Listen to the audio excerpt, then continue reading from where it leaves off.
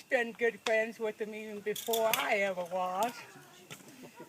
Well, my name is actually Asmerelda. And there was some debate about whether to call me Merelda or Asmerelda or Ezzy. But they settled on Merelda for sure. Well, you've had some babies. And you know that babies, they ain't born with no teeth. Well, I wasn't born with no teeth anyways, which isn't quite so unusual. But the unusual part is that I never grew no teeth. So this is how I look most of the time. But Gary still loves me anyways. He's real special like that. Anyway, it's true. It's tooth? Oh, you don't have any nose. Your nose is quivering. It's true. And I don't want any disrespect out of you. Okay. So anyway, when I was a little girl, I didn't really know this because my dad always told me I was beautiful. So I didn't know it was really different that I never growed no teeth. You know what I'm talking about, Annie? I'm scared. She's gonna be really worried now that she won't grow teeth.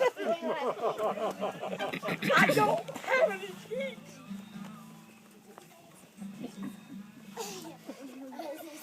So anyway, we got to get on with the story. So when I was little, it was kind of weird. My mom and dad, they never take this out very much. And this is my brother here, and he can vouch for me. Like, honestly, if we went to Provo, it was a big deal. It was like a day trip. We planned ahead, and we got everything we needed in the city because we didn't go there very much. Well, one time, I didn't get to go to Provo very much, and I don't know if that had something to do with my teeth or not, but one time my mama, she loaded up all the kids in this old station wagon that we had, and she took all the kids to Provo except me. Well, you know, looking back on it, I realized it was probably the teeth. But the real amazing thing is, I thought I got to stay home because I was the favorite one, which actually I was. So it was kind of unusual, but I was just home with my papa one night, just me and my papa. Makes me want to cry thinking about it because he's such a neat man.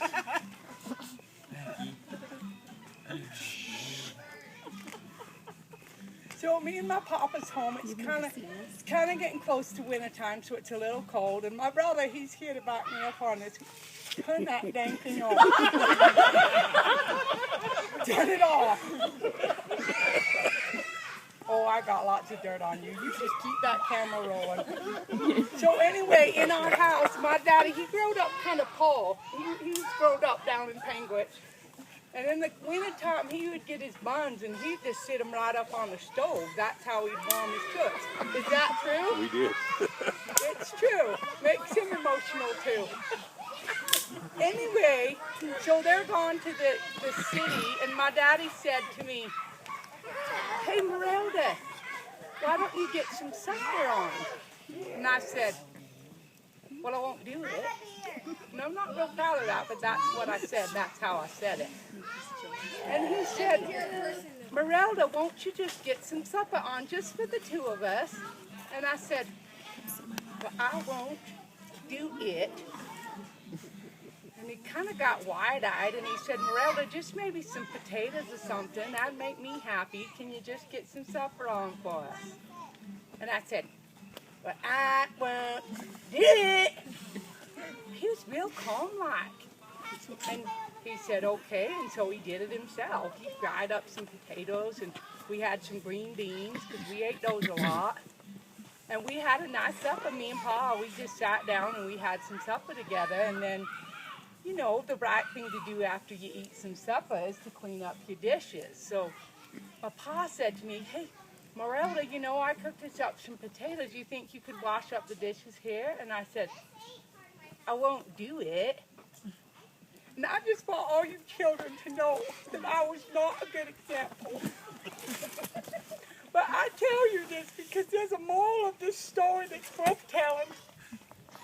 And so, when he asked me the second time, I said, "I won't do it."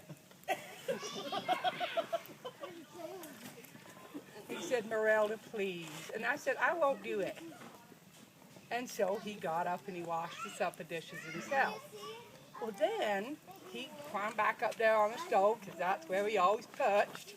And he just sat there warming his toots.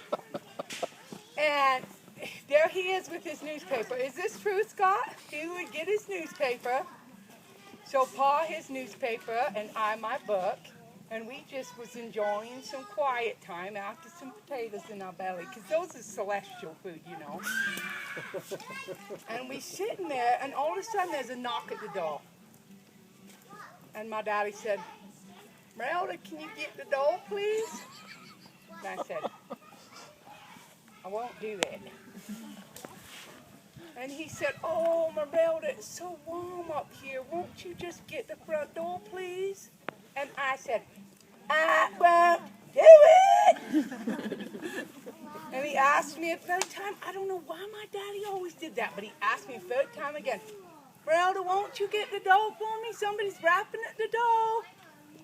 And I said, I won't do it. And so he hops down off the stove and he goes to the front door. And in walked the handsomest man I ever saw. And you're going to think he was tall, dark, and handsome, but no. He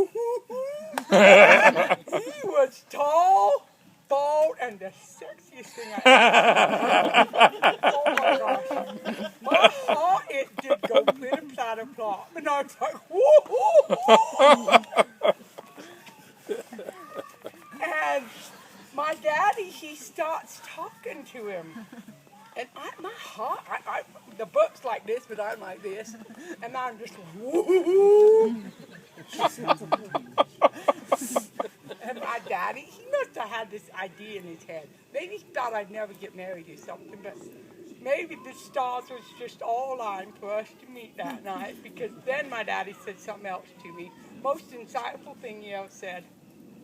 Don't you get teary-eyed on me. Oh, I'm going to make this up to you.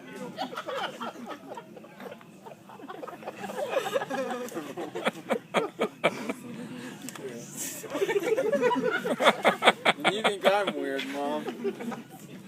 You asked me to do this. So anyway, my daddy said to me, hey, Merelda, it's 9 o'clock, it's bedtime, you need to head off to bed. And I said, I won't do it. And he said, no, Merelda, your mama asked me to make sure, you know, that you get enough rest for the school tomorrow. And you need to go to bed. He was kind of getting a little stern. And I said, I won't do it. And a third time, what did I say, Gavin? What did I tell him? I won't do it. But my heart is just like, whoo-hoo. And you know what my daddy did? He said, fine, I'll go myself. And he just left that room. And I was in that room with this tall guy. He was like, how tall are you? He was like 6'4". Well, you kind of get the idea, because you never give birth to something so good looking in your life. You kind of know. So anyway, I was sitting there, and this guy started talking to me. Oh, and he has this deep, sexy voice in my heart. Go plitter, platter, plop. And I don't even know what I'm feeling, because I never did feel that before in my life. And so he said to me, just right off the bat, he thought I was pretty. He loved it that I didn't have any teeth. Oh, he thought that was nice. He said to me, so your name's Merelda, huh? And I said, yeah. He said, why don't you come sit by me? And I said, I won't do it. He said, Merelda, won't you come sit by me? I said, I won't do it. He said, oh, pretty please. I just want to visit with you. And I'm thinking, why do we got to be sitting by each other to visit? And I said, I won't do it. And so you know what he does? He just comes sits by me himself. This is like him. This is like me.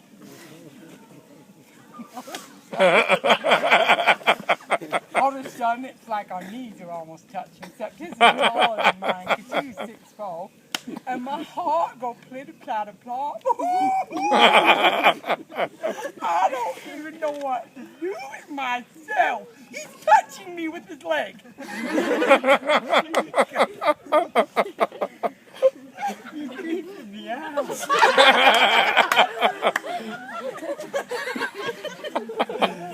I thought when I came home from that lady's house.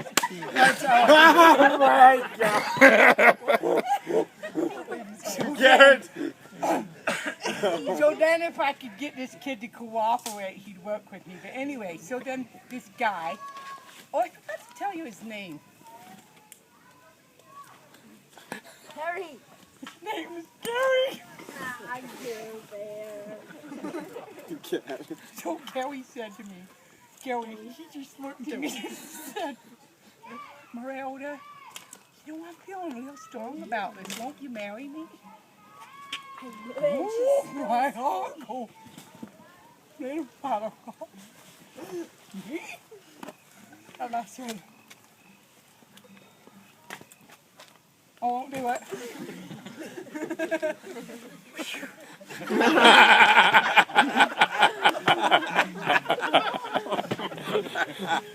And he was just like my father. I couldn't believe it. He asked me again. And I'm like, really?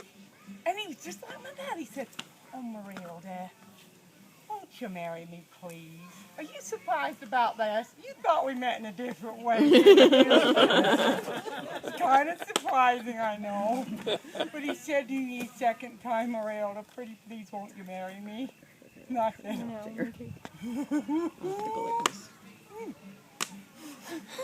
I'll do it. Oh my gosh, are you serious? So then a third time, just like this. He gets down on one knee. He gets down on one knee, just like that. And his hand was touching me like that. He said to me, Will you marry me?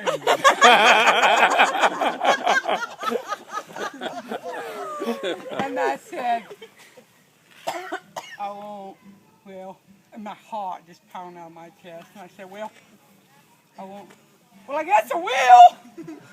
And he leapt up in the air real high. Oh my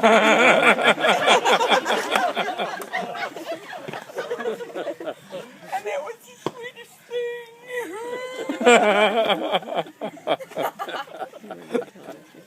He promised me all kinds of things. He'd take me down and marry me, you know. He promised me that he'd buy me diamonds and movies and cars. And that he would take me on trips. He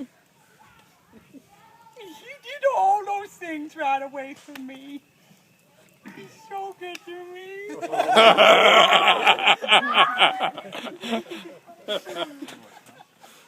You asked me to do this. And this is the most important thing for you to know. That he did buy me all those things. Because he's so rich. But the nicest thing he ever did do for me, do you know what he did? Do you have any idea?